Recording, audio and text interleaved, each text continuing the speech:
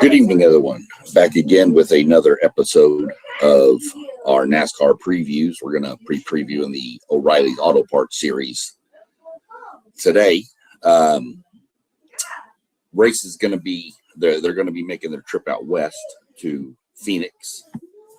We'll get out there, practice. We'll be on the CW app at 7 p.m. on Friday. Qualifying will follow at 8:05 p.m.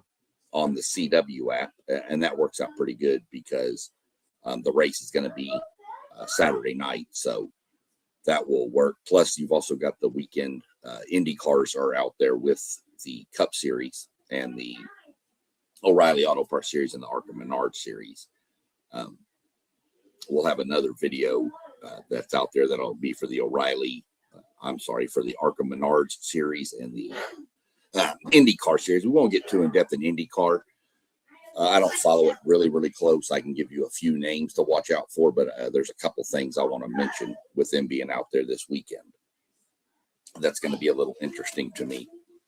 As I mentioned, the race will be the GovX 200 at Phoenix Raceway. That will be at 7:30 p.m. on Saturday, March 7th on the CW network. Teams to watch out there. I mean, people to watch, Austin Hill, your typical Sheldon Creed, Sam Mayers, Justin Allgaier's always really good at this track.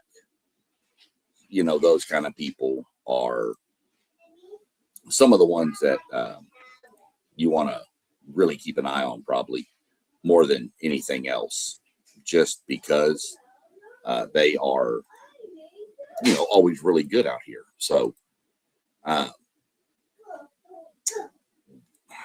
it's kind of weird the way things are going right now in the O'Reilly's auto parts, actually all across all of NASCAR. It's a little bit crazy with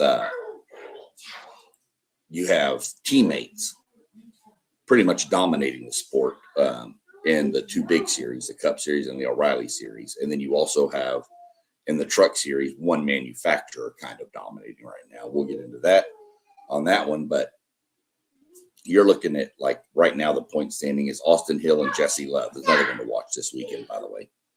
They're both 1-2 in the points. Sheldon Creed, who I mentioned, is fourth. Allgaier's third. Corey Day is another really good young driver to watch. Somebody else to keep an eye on out here is Brent Cruz. I'm still watching this kid, young kid, 17 years old, I believe. Can't run any bigger tracks than 1.5 miles until the end of March when he turns 18. So that's kind of who I'm looking for. I'm going to probably go with Allgaier to win the race, just because he's done really well here recently. He won the championship at this track. Jesse Love is always there. Like I said, this series is dominated by Chevrolet. There's only 2 Fords in the entire series, and there's only like 8 Toyotas. So Chevrolet has a big handle as far as manufacturers on this track. So like I said, this race will kick off at 7:30. Before this race will be the IndyCar race. It's going to be kind of interesting, the difference in the cars. The Indy cars are faster than the Cup cars, but just the difference in sound. It's more of a whining, wheezing sound, kind of, I guess, hard to explain on the IndyCar side. And then, of course, then you got the big rumbly V8 power of the Cup Series. So it should be fun to watch. This is just kind of what we're looking at this weekend.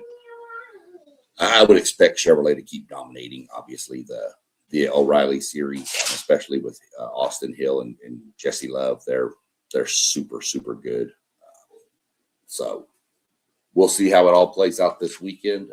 It's a very interesting track to watch. You'll right after the start-finish line, there's a big dog leg, and guys will cut the dog leg, and you'll see cars 7, 6, 7, 8 wide going down towards turn 1. Really crazy. to watch. So hope everybody will tune in and watch a little bit of the series here. Some of these guys are going to be the guys that are in the Cup cars in the next years coming forward. So hope everybody has a good night, and we will catch up later.